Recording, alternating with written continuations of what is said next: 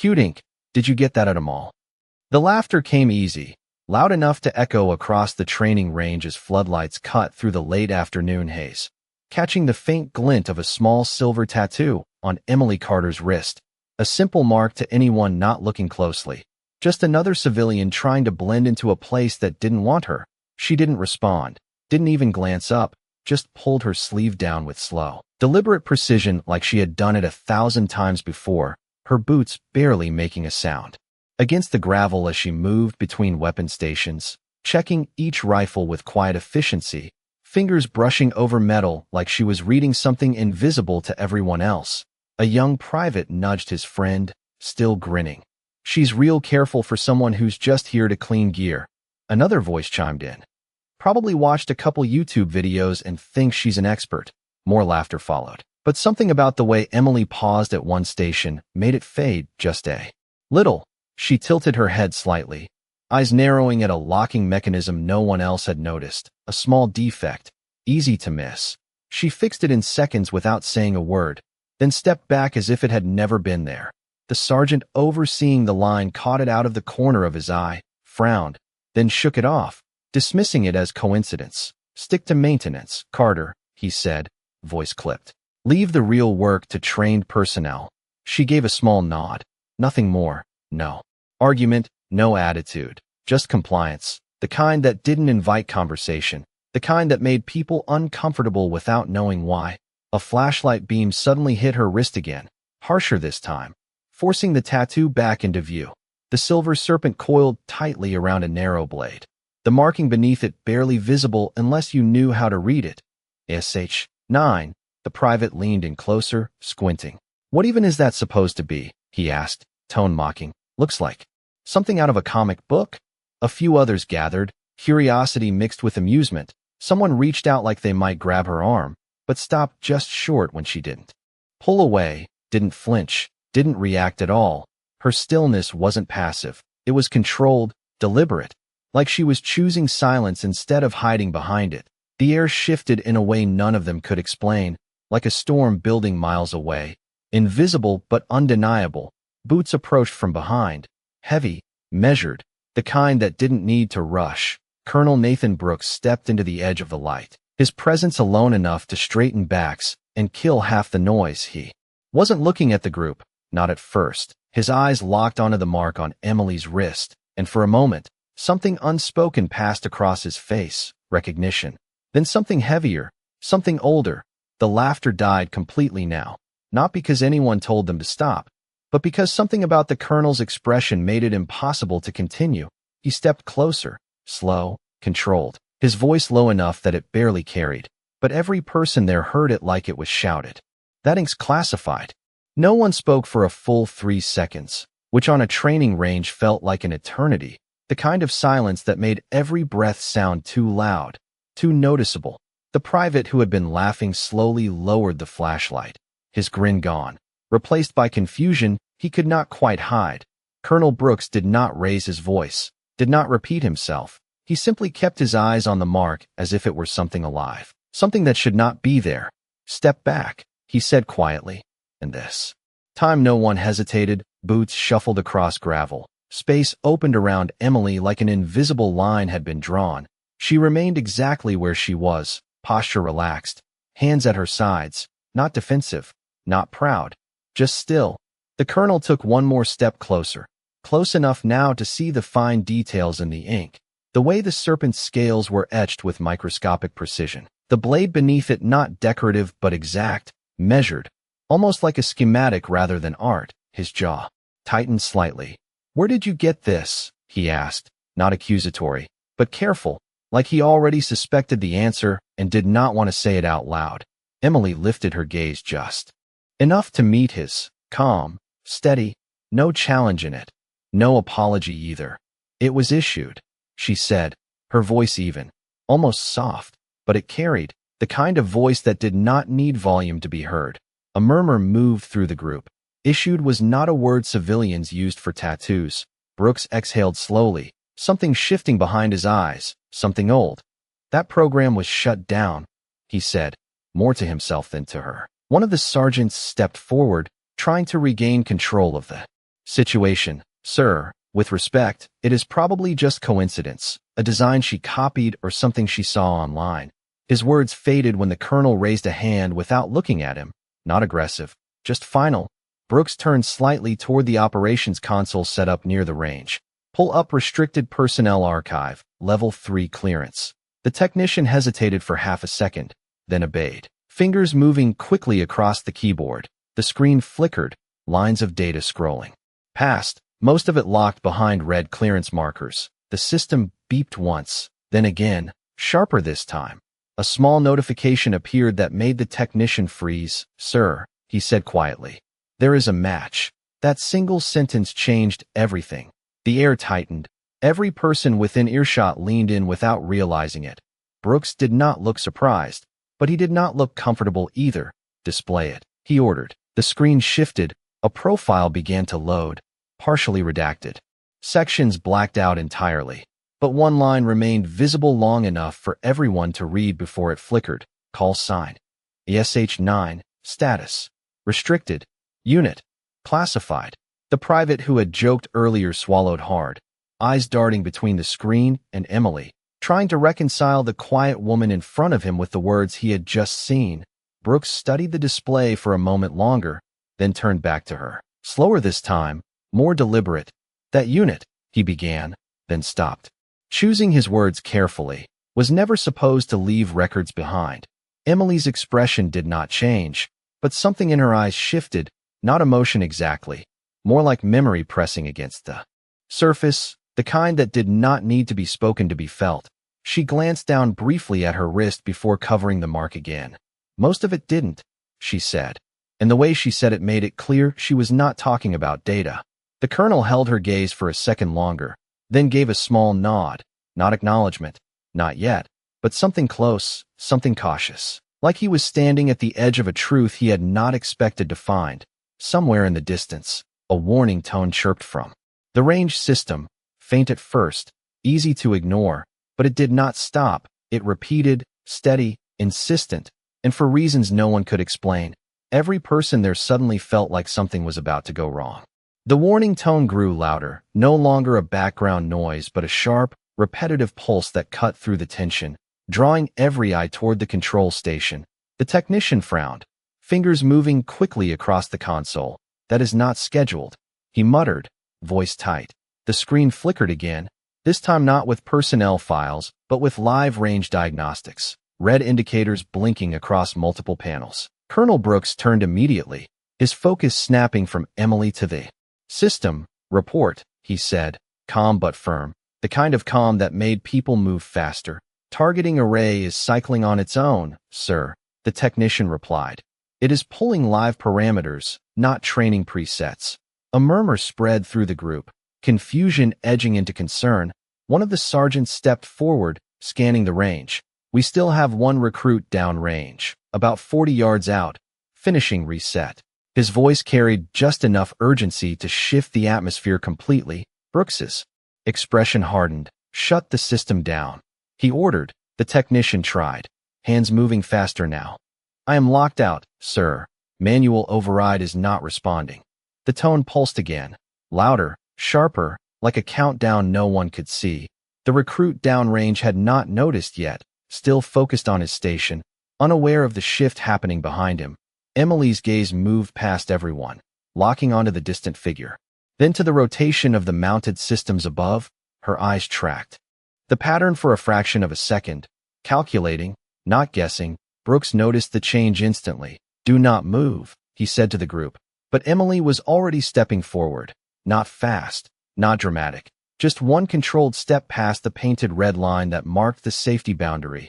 A line no one crossed without direct command. Carter. The sergeant snapped. But she did not stop. Her voice came quiet, steady. You have 6 seconds before it locks rotation. The technician looked up, startled. How do you know that? He asked. But she did not answer.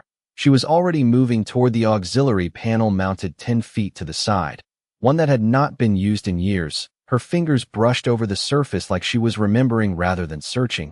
The system pulsed again. 3 seconds now. Brooks watched her closely, something in her movements triggering recognition deeper than rank or protocol. Let her work, he said, cutting off the sergeant before he could intervene. Emily reached the panel, wiped a thin layer of dust away, revealing a hidden input strip. Her fingers hovered for just a moment, then moved with precise timing. Not rushed, not hesitant. Each input exact, deliberate, like a sequence she had memorized long ago. The technician's screen flickered in response, new lines appearing, old code surfacing from beneath modern layers. That is not in the current system, he whispered, almost to himself. The tone hit its peak, then held, a single continuous note, the kind that made every muscle tighten. The recruit downrange finally turned, confusion on his face as he sensed something wrong. But before he could react, the mounted systems above him slowed, their rotation stuttering, then stopping completely. The tone cut off, replaced by a soft confirmation chime. The range fell into sudden, complete silence. No alarms, no movement, just the sound of wind brushing across the open field. Emily stepped back from the panel, her hand dropping to her side like nothing had happened. Brooks exhaled slowly, tension leaving his shoulders in a way only someone paying close attention would notice. The sergeant stared at the frozen systems, then at Emily. Disbelief clear in his expression. That override. It should not exist anymore, he said, voice lower now, less certain. Emily looked at the panel for a brief second before turning away. Most people think that, she replied, calm as ever. The recruit was already being guided back to safety, shaken but unharmed. No one cheered, no one spoke, because something far more important had just shifted. Brooks took a step toward her, slower this time, not as a superior, but as someone reassessing everything he thought he understood. Ash 9, he said quietly, testing the name like it carried weight. Emily paused, just for a moment, then continued walking, not denying it, not confirming it, just leaving the silence to answer for her. No one moved right away, as if the entire range needed a second to understand what had just happened. The frozen targeting system still pointed outward, silent now, harmless, but the memory of that tone lingered in the air like a warning that had not fully faded. The recruit who had been downrange was escorted back, his steps uneven, his eyes fixed on Emily, as if trying to process something he did not have the words for. She did not look at him, did not acknowledge the attention. Instead, she walked past the equipment line, back toward the maintenance area, her pace unchanged, steady, almost routine, like saving the situation had been no different than tightening a loose bolt. Colonel Brooks watched her go for a moment before following, not rushing, not calling out, just closing the distance with measured steps. Emily, he said finally, using her name this time, not her role. She stopped, not turning immediately, giving him a moment to reach her. When she did turn, her expression was the same as before, calm, unreadable. You used a legacy override code, he said, his voice lower now, controlled, but carrying weight. That system was retired over a decade ago. She held his gaze without hesitation. The hardware was not, she replied. Simple, factual. Brooks studied her, not as a superior evaluating a subordinate, but as someone piecing together fragments that did not belong in the same place. SH-9, he said again, slower this time. That designation was part of a deep operations unit that never made it into official records. A brief pause, then, I read about it once, years ago, before it was sealed. Emily did not confirm it, did not deny it. She simply shifted her weight slightly, the faintest movement, like she was deciding how much of the past deserved to exist in the present. Then you read enough, she said, the words quiet but final. Brooks exhaled through his nose, a small sign of frustration, not at her, but at the situation, at the pieces he could not access. That code you entered, he continued. It was not just technical, it was tactical, timing, rotation, fail-safe sequencing. That is not something you guess. She glanced briefly toward the range, where the systems were still being checked, technicians moving cautiously now, more aware than before. It is something you remember, she said, her tone unchanged. Brooks followed her gaze, then looked back at her, something shifting again behind his eyes, something closer to respect, though he had not said it yet. In the unit, he asked carefully, SH-9, what happened to them? The question hung there, heavier than the others, not curiosity anymore, but understanding that the answer mattered. Emily was quiet for a moment, not because she did not have an answer, but because she was choosing whether it needed to be spoken at all. Her fingers brushed lightly against her wrist, over the fabric that covered the tattoo, a small, unconscious motion. Then she spoke, softer this time. They completed their last mission, she said. Brooks waited, sensing there was more, but she did not elaborate. The silence that followed said enough. Not dramatic, not detailed, just complete. A group of soldiers nearby had gone quiet again, watching from a distance now, not mocking, not questioning, just observing. The shift in their posture subtle, but undeniable. The private who had laughed earlier stood a little straighter, his eyes no longer casual. Brooks noticed it too, the way perception had changed without a single order given. He looked back at Emily. Then, without hesitation, he adjusted his stance, just slightly, enough to show intent, not a formal salute. Not here, not now, but something close, something earned. You should not be in maintenance, he said, not as a command, but as a statement of fact. Emily shook her head once, small, almost imperceptible. This is where I am needed, she replied. Brooks considered that, then gave a slow nod, accepting it even if he did not fully agree. She turned to leave again, but paused after a step, just long enough to add one more sentence, her voice quiet, steady. Some systems stay hidden. For a reason, she said, then continued walking, leaving the colonel standing there, not with answers, but with something far more rare, understanding that not everything important was meant to be known. The range did not return to normal right away. Even after the systems were cleared and the technicians confirmed everything was stable, there was a hesitation in the air, a quiet awareness that something unseen had just passed through. The soldiers moved slower, spoke less, their eyes drifting more often toward the maintenance area where Emily had disappeared, as if expecting something else to happen, something they would not understand again. The private who had laughed earlier stood near the edge of the line, his hands resting awkwardly at his sides, replaying the moment in his head, the way she had stepped forward without waiting, without asking, like the outcome had never been in doubt. He shook his head slightly, trying to push the thought away, but it stayed, heavier now. Sergeant Hale noticed the shift in his squad, the lack of chatter, the way their posture had changed. Back to positions, he called out, his voice firm but not harsh, trying to reset the rhythm. But even he knew it was not the same. Discipline could restore order, but not perception, not after something like that. Colonel Brooks remained where he was for a few seconds longer before turning toward the operations building, his pace measured, his mind already working through what he had seen, not the technical part, that he understood, but the presence of it, the fact that someone like Emily Carter was here, unnoticed, unrecorded, working quietly in the background of a system that had no place for ghosts inside. The technician was still staring at the console, scrolling through fragments of code that should not exist anymore. Sir, he said as Brooks entered. The override she used, it is not in any current database. It should have been wiped during the system update years ago. Brooks nodded once, already expecting that answer. But it worked, he said, not as a question. The technician hesitated, then nodded. Perfectly, he admitted. Brooks stepped closer to the screen, eyes scanning the remnants of the sequence. The pattern was familiar, not because he had used it, but because he had studied reports long ago, reports that had been taken away almost as soon as he finished reading them. It was not just code, he said quietly.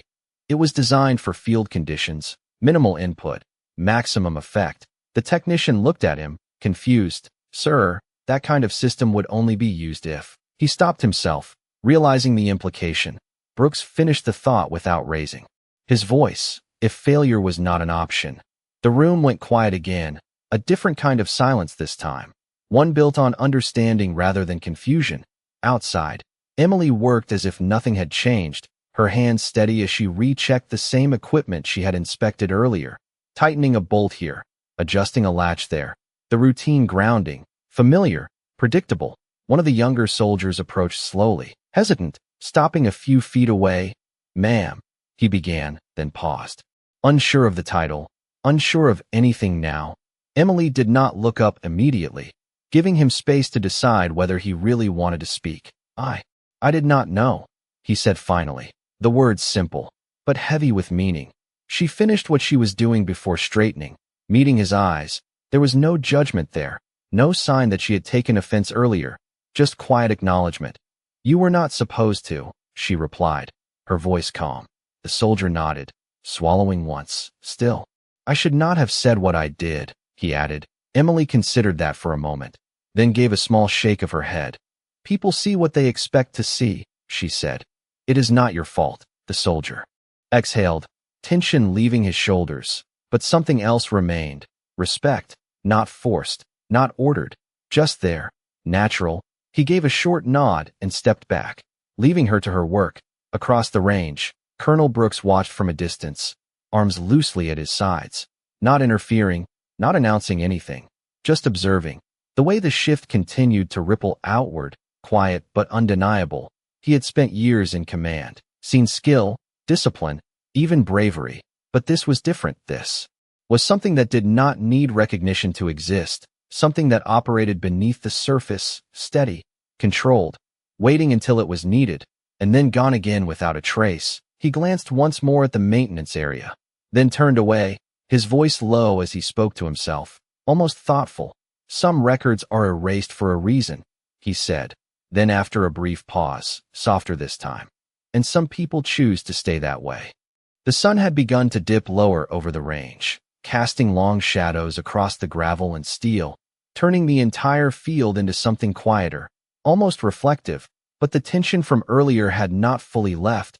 It had simply settled into something deeper, something that changed the way people moved, the way they looked at each other. Emily remained in the maintenance area, finishing her checks with the same steady rhythm, her hands moving with quiet certainty, as if the world had not shifted at all. But across the field, it had. Sergeant Hale gathered his squad again, this time his tone different, less dismissive, more deliberate. "What you saw today," he said, pausing to make sure he had their attention, "was not luck, and it was not guesswork."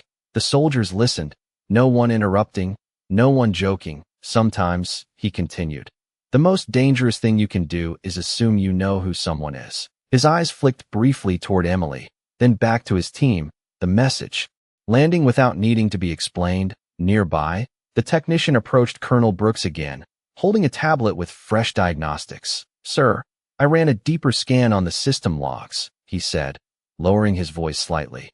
"There are fragments of older protocols, embedded beneath the current framework, hidden, almost like they were never meant to be removed completely." Brooks took the tablet, scanning the data, his expression tightening just enough to show recognition. "Failsafes," he said quietly. "Not for equipment, for people." The technician hesitated, then nodded slowly. Understanding more than he wanted to, Brooks handed the tablet back, his gaze drifting once more toward Emily, who was now wiping down a rifle with careful precision, her movements unhurried, controlled. She knew exactly where to look, the technician added, almost to himself. Brooks did not respond immediately, but when he did, his voice carried a quiet certainty. "She did not look," he said. "She remembered." That distinction lingered, heavy and undeniable. A few moments later, Brooks made a decision, not announced, not formal, just a shift in direction as he walked back toward the range, his presence alone enough to draw attention again. The soldiers straightened instinctively, but this time their focus was not on him. It was on where he was heading. He stopped a few feet from Emily, giving her space, not interrupting her work immediately. "Carter," he said after a second, his tone even. She looked up, meeting his gaze without hesitation. "Yes, sir," she replied. Brooks studied her for a moment, then spoke. "Tomorrow, you will join the advanced evaluation exercise." A few soldiers nearby exchanged glances, surprised. The exercise was reserved for experienced personnel, not maintenance staff. Emily did not react the way they expected. No surprise, no hesitation, just a quiet response. "I am assigned to maintenance," she said. Brooks gave a slight nod, acknowledging the truth of that, but not backing down. "You are assigned where you are needed," he replied, echoing her own words from earlier. A brief silence followed, not tense, just measured. Emily considered it for a moment, her eyes steady, weighing something internal. Then she gave a small nod. "Understood," she said, simple, direct. Brooks did not smile, did not add anything else, but there was a subtle shift in his posture, a recognition that had not been there before, not formal, not declared, but real. As he turned to leave, the private who had laughed earlier stood a little taller, watching Emily with a different kind of attention now. Not curiosity, not doubt, but respect, quiet, unspoken. And as Emily returned to her work, her sleeve still covering the mark on her wrist, it was clear that nothing about her had changed, only the way the world around her finally began to see it. The next morning arrived colder than expected, a thin layer of mist hanging low over the range as the first lights stretched across the ground, turning everything pale and quiet, the kind of quiet that made every movement feel more deliberate, more exposed. Soldiers gathered near the far end where the advanced evaluation course had been set up, a complex layout of moving targets, timing systems, and layered decision drills that tested more than just accuracy. It tested judgment, awareness, control under pressure. Emily walked in without announcement, her boots steady against the concrete, her uniform unchanged, still marked as maintenance. No insignia, no rank, but every eye tracked her now, not openly, not rudely, just aware, the shift from the day before still present. Sergeant Hale stood near the control station, arms crossed. Watching her approach, he gave a short nod, not casual, not dismissive. "You are late," he said, though his tone carried no real accusation. Emily glanced briefly at the clock mounted above the range entrance. 30 seconds early, she replied calmly. Hale checked, then gave a small grunt, stepping aside without another word. Colonel Brooks stood further back, observing everything, silent as always, but his attention never left her. The exercise briefing began, outlining parameters, time limits, evaluation metrics, but Emily did not write anything down, did not ask questions. She simply listened, her eyes scanning the setup, noting distances, angles, timing sequences, as if she had seen it before, or something very close to it. The other participants shifted slightly, some adjusting gear, some checking notes. One of them glanced at her, then away, uncertain now how to categorize her. The signal to begin came sharp and clear. The first participant stepped forward, moving through the course with practiced precision, hitting targets, adjusting positions. But there was hesitation in the transitions, small pauses that cost time. The next followed, faster, more aggressive, but less controlled. The results varied, some solid, some flawed, but all within expectation. When Emily's turn came, there was no announcement, no build-up, just a quiet nod from Hale. She stepped forward, her posture unchanged, no visible tension, no rush. The timer started. The first sequence activated, targets shifting at varying distances, angles unpredictable. She did not react immediately, not because she was unsure, but because she was reading the pattern. A brief stillness, then movement, smooth, efficient, no wasted motion, her adjustments precise, her timing exact. She transitioned between positions without hesitation, not fast in a frantic way, but steady in a way that never broke rhythm. Brooks leaned forward slightly, watching closer now.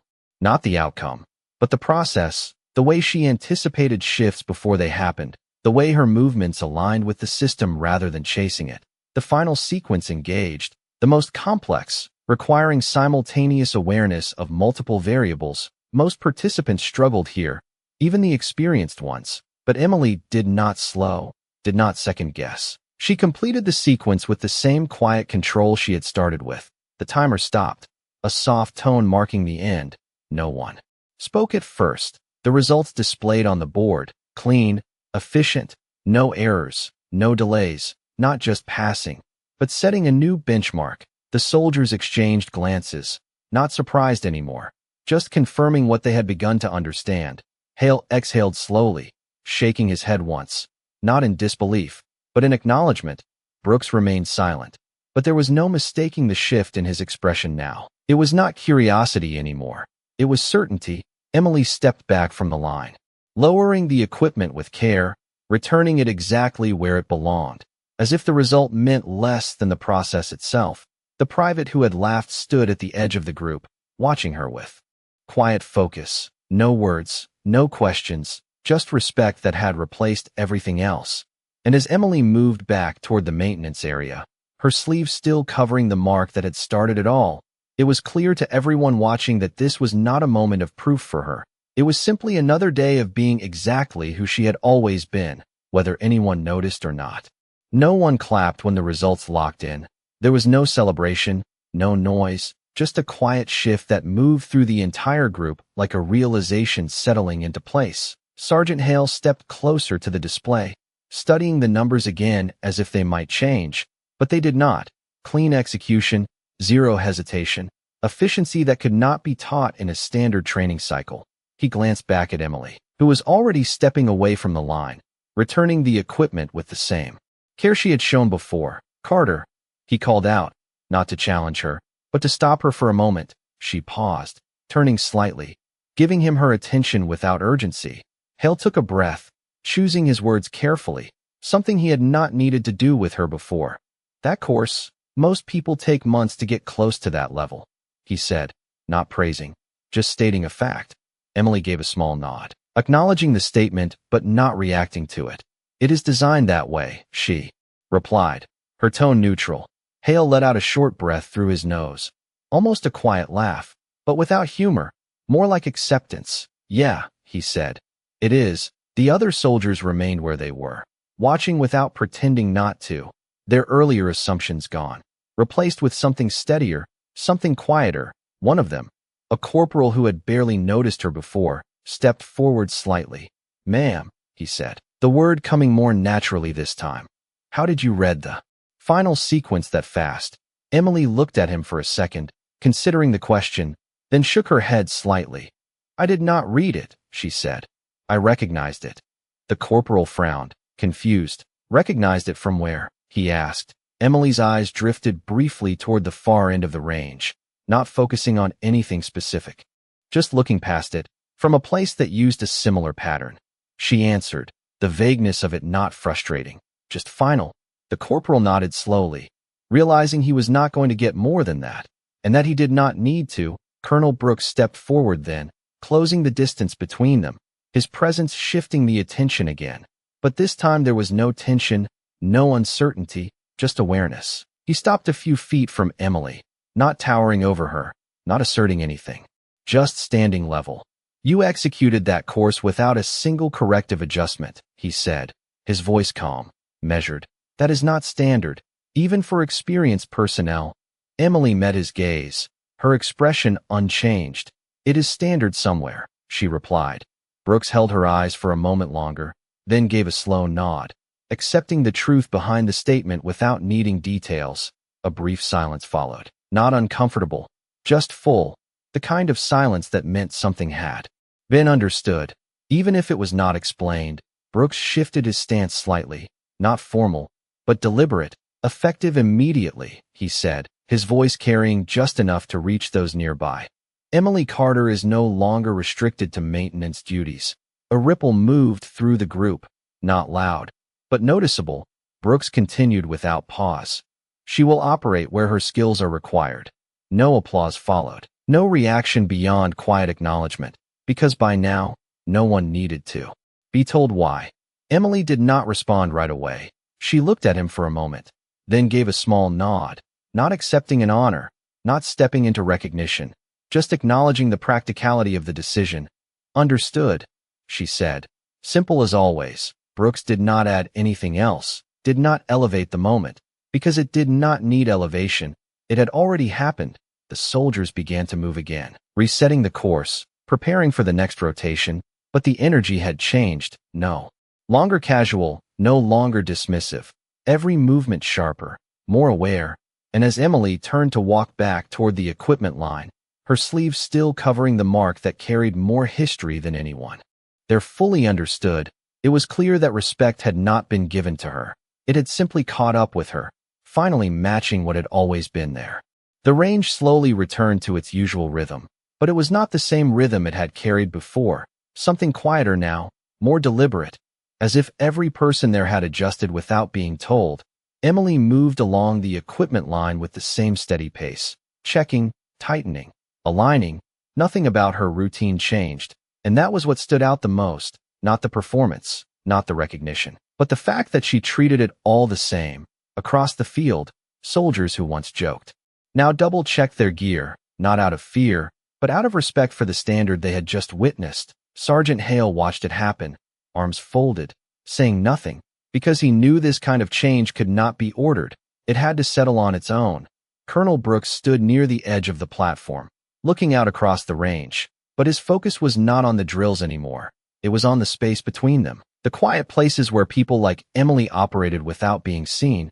He had spent years believing leadership meant knowing everything that mattered. Now he understood it also meant recognizing what did not need to be known to be respected.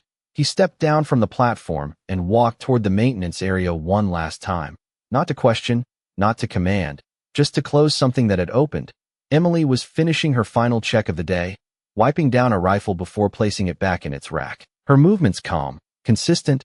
Brooks stopped a few feet away, giving her the same space she had always taken for herself. "Carter," he said, his voice even. She looked up, meeting his gaze. "Sir," she replied. Brooks paused for a moment, not searching for words, but choosing the right ones. "What you did yesterday, and today, that does not go unnoticed," he said. Not praise, not formal recognition, just truth. Emily held his gaze for a second, then gave a small nod. "It was not meant to be noticed," she said quietly. Brooks let out a slow breath, almost a quiet acknowledgment of something he could not change. "Maybe not," he replied, "but it matters." A brief silence followed, not awkward, just complete. Emily glanced down at her wrist for a moment, her fingers brushing lightly against the fabric that covered the mark beneath. Then she spoke, softer now. "That mark was not given for what I did right," she said. "It was given so I would remember what we could not fix." Brooks did not interrupt, did not ask for details, because he understood enough. More than enough. He straightened slightly, not into a formal salute, but into something close, something intentional, and for the first time, it was not about rank.